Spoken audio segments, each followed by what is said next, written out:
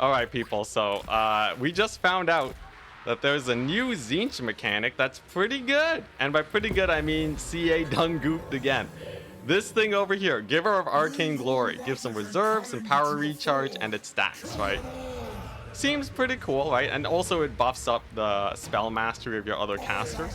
So one way you can charge it up is by doing this, right? You just kill off a couple of your blues near your guy. Totally fine because blues are relatively cheap.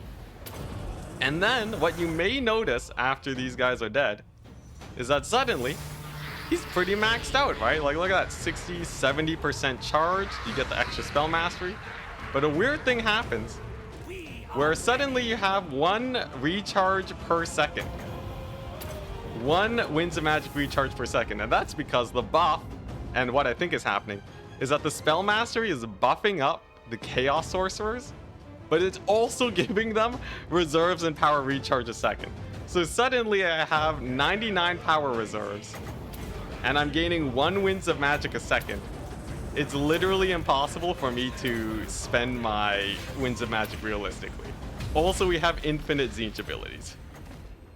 It's pretty nice. So, you know, check it out while it's still in the game.